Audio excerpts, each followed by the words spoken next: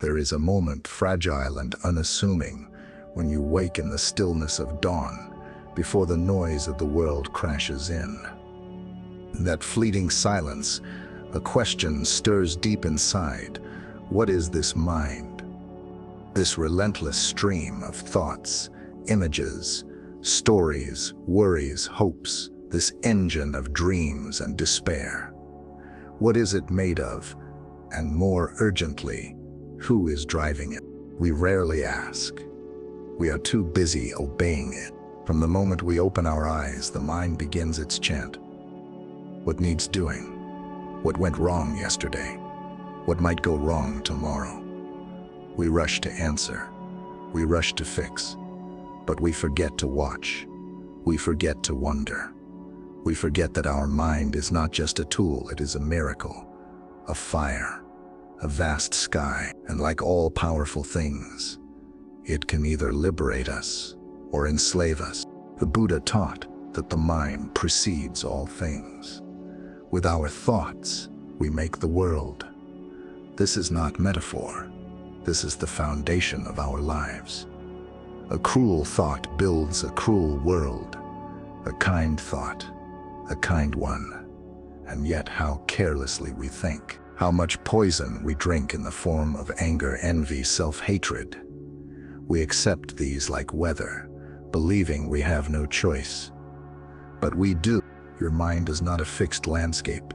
It is not a prison. It is a field, alive with seeds. Every thought you water becomes a future. So ask yourself, every day, what am I planting? The miracle is not just that we can think. The miracle is that we can observe our thoughts. We can notice their patterns. We can stop feeding what no longer serves us. This is the beginning of true awareness. To sit like a mountain and watch the storm pass. To learn that you are not the storm. There is a stillness deeper than all thought. When you touch it, everything changes. This is not escape. This is clarity. To see clearly does not mean to remove pain. It means to remove confusion. When a flame flickers in the dark, we don't curse the flame, we protect it. That flicker of awareness is your beginning. Protect it, feed it, let it grow. We spend our lives believing we are what we think, but thoughts are just clouds passing through the sky. They are not you. The mind is a storyteller, endlessly weaving tales about who you are, what you deserve, what is possible. These tales can inspire or imprison. Which ones are you believing? Examine them. The belief that you are not enough. That is just a thought. It is not a truth. The fear that it's too late. That is just a thought. It is not a prophecy. The voice that tells you to hide, to shrink, to rage, to prove. Just thoughts, clouds. Let them pass. You are the sky. You are the one who watches. When we practice mindfulness, we reclaim the steering wheel of our lives. We learn to sit with discomfort without becoming it. We learn to breathe through fear, to soften around grief, to listen without needing to fix. This is strength, not weakness. This is mastery, not submission. Do not believe the lie that a quiet mind is a passive one. The quiet mind is the sharpest blade. It sees through illusion. It cuts away what is false. It responds with wisdom, not impulse. And in a world drowning in reaction, such a mind is a revolution. Let us not confuse silence with absence. The deepest truths are whispered, not shouted. When you learn to quiet the mind, you make room for something more ancient, more essential. You begin to hear the voice beneath all voices, the one that says you are already whole, you are already free, but we have forgotten how to listen. So we suffer. We chase happiness like a mirage, in success, in approval, in possessions, but nothing outside can ever quiet a storm that rages within.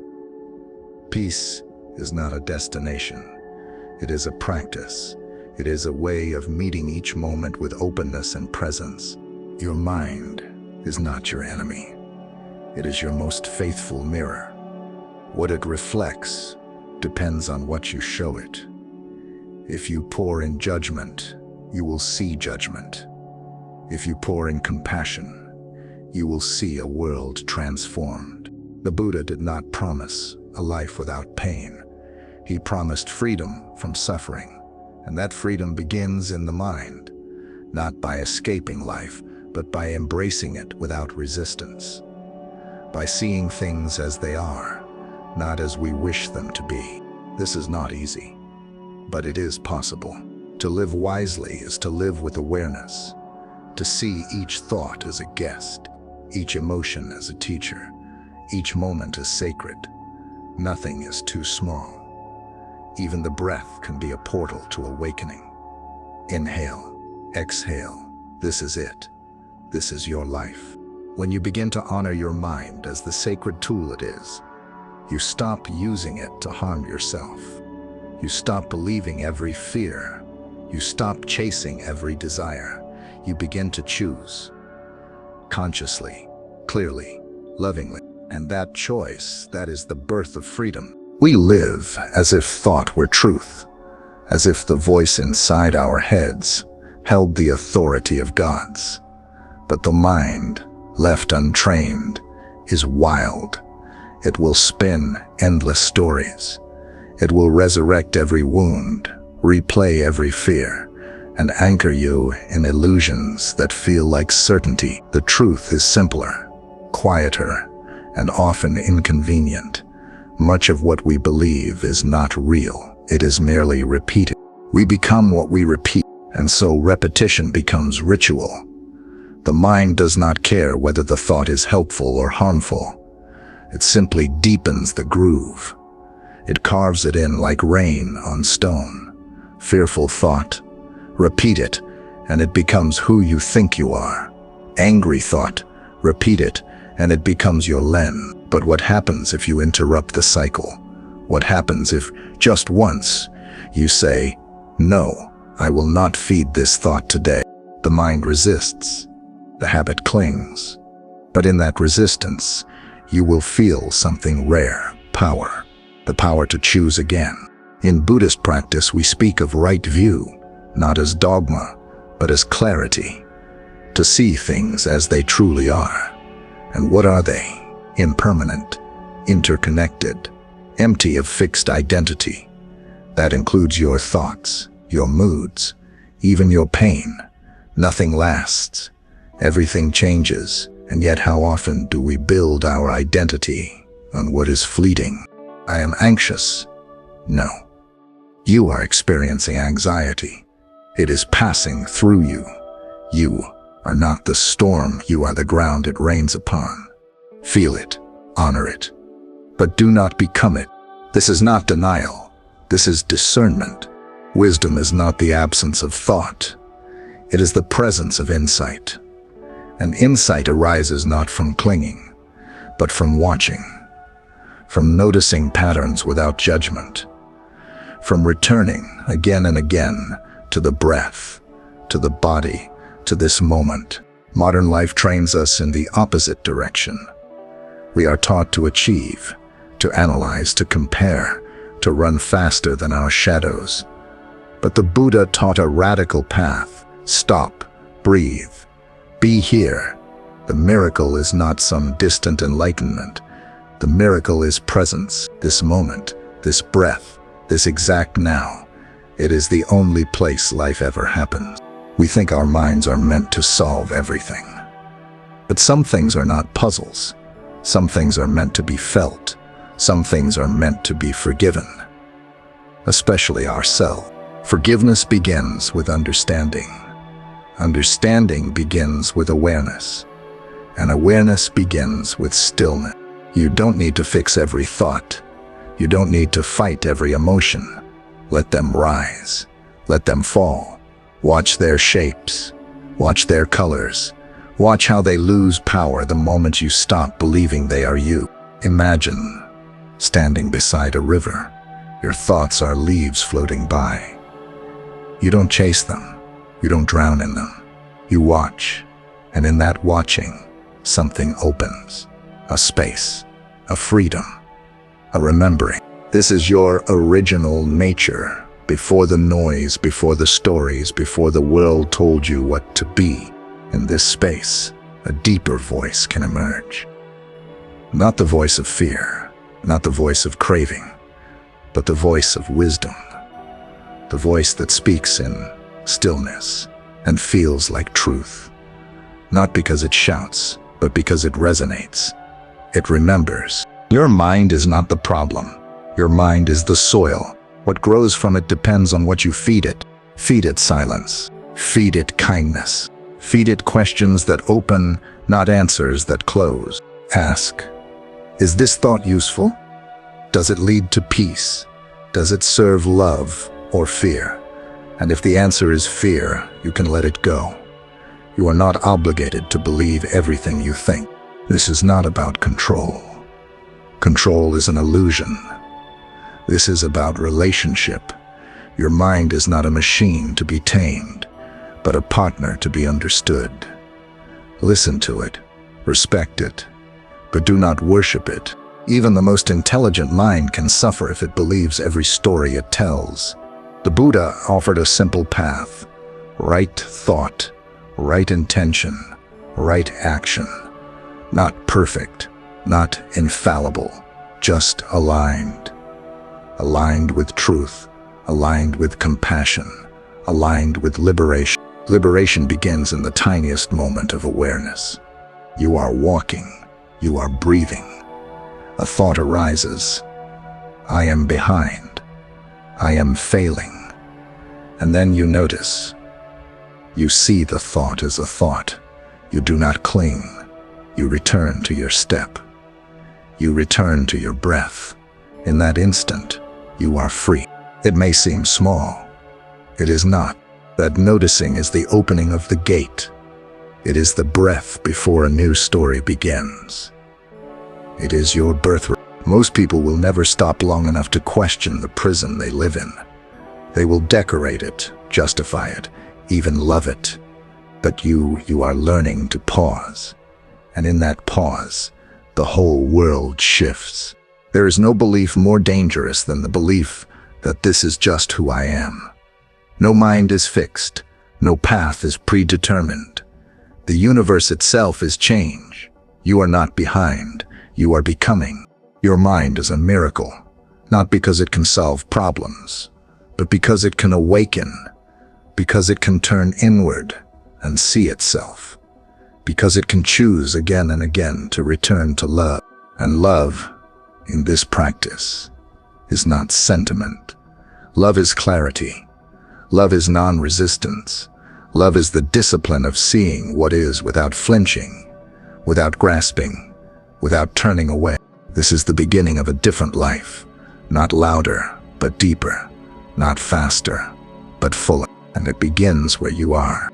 The world around you is a mirror. It reflects not what is, but what you believe. And belief, more than circumstance, shapes your reality. This is the quiet power of the mind, to cast shadows on a sunny day, or to find light even in darkness. Two people can walk the same path, one burdened by fear, the other lifted by trust. The difference is not the world. The difference is the mind that walks through it. Every belief is a lens. Some lenses distort, some sharpen. The lens you choose determines the world you see. But we are rarely aware that we are choosing at all. That is the illusion. You are not born with beliefs. They were planted by voices, by experiences, by a culture that worships more, faster, louder. These beliefs whisper, you are not enough. You must become something. You must prove. You must compete. You must win. But win what? And at what cost? The mind, when filled with these beliefs, becomes a battlefield. Every thought a weapon, every silence an accusation, every failure a scar. We learn to measure our worth in numbers, in titles, in comparisons. We forget the simplest truth. You are already whole. You do not need to become. You need to return. Return to what is real. Return to what is yours. Return to the breath, to this moment, to the miracle that you are aware at all. Awareness is not passive. It is active seeing. It is the discipline of attention. It is the strength to remain with what is, even when what is feels unbearable. And slowly, through that staying, the unbearable becomes known. And what is known becomes held, and what is held can finally be healed. But this takes courage, to meet the moment with open eyes, open heart, open hands, to stop running, to stop waiting for a better version of yourself to arrive. There is no better version. There is only the one who is here now, and that is enough. Let the old beliefs fall. Let the stories collapse. They were never the truth. The truth is quieter, older, softer. It lives in the space between your thoughts, in the stillness beneath your fear. It is not a sentence, it is a presence. When you begin to live from this place, something shifts. You stop performing and start being. You stop reacting and start responding. You begin to move not from craving, but from clarity, not from habit, but from intention. Intention is the compass of a wise life. Ask yourself, what am I serving with this thought? What am I reinforcing with this word?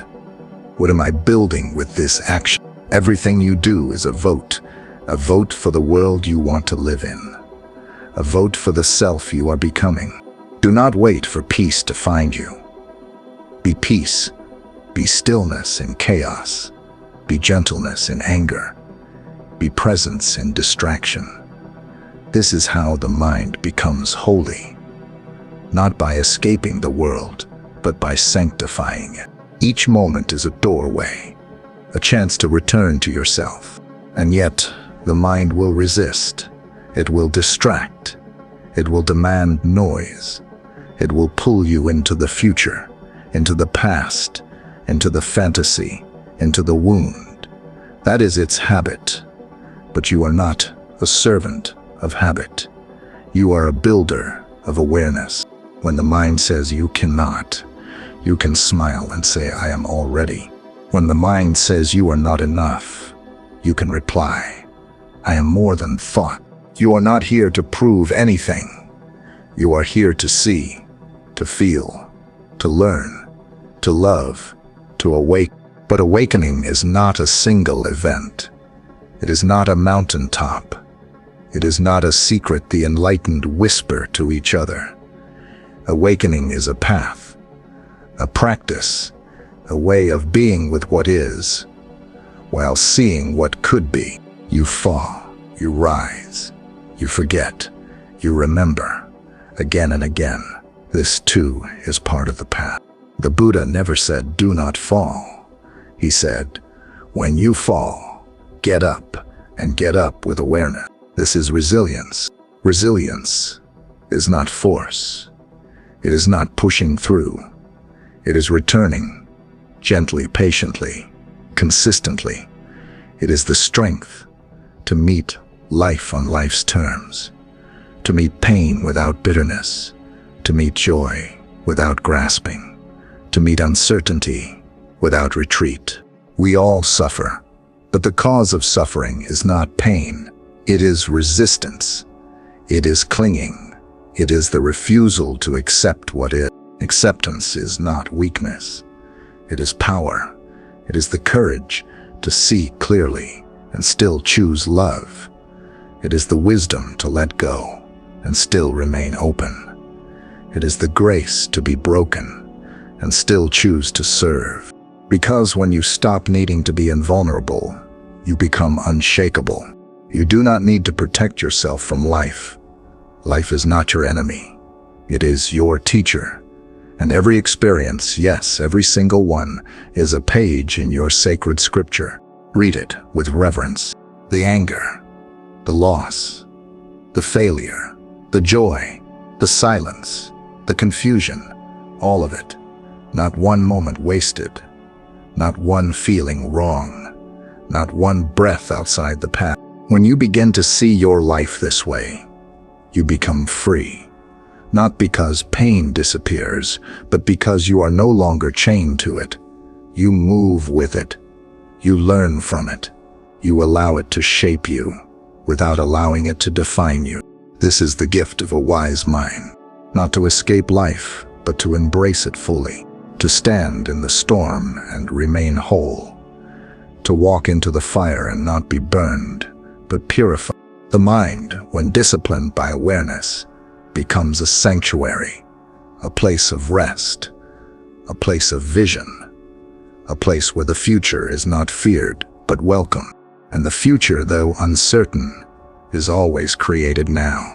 This breath, this step, this thought, use them well. Somewhere within you, beneath the noise, beyond the striving, there is a place that has never been wounded, a place untouched by fear, by shame, by time. It does not shout, it does not demand, it waits patiently for you to remember. This is your original mind, before labels, before pain, before the armor you thought you needed. It is not a fantasy, it is your true home. And to return to it is not to become someone new. It is to remember who you have always been. The path back is not grand, it is simple. But simple does not mean easy, it means honest. Wake up each day and breathe like it matters. Because it does. Open your eyes with reverence. Place your feet on the ground, as if the earth itself is sacred, because it is. See the people around you not as obstacles or allies, but as reflections, teachers, mirrors, each one carrying their own unseen burdens, each one longing, just like you, to be seen, to be known, to be free. The awakened mind does not rise above the world. It sinks into it. It does not transcend suffering by avoiding it. It moves through suffering with compassion. Compassion is not softness. It is strength, born of understanding. It is the discipline to remain kind in a world that teaches you to harden. It is the choice to feel, even when feeling hurts. And that choice, that fierce, unyielding openness, is the revolution we need. We are not here to win. We are here to wake up, to see clearly, to love deeply, to serve wisely.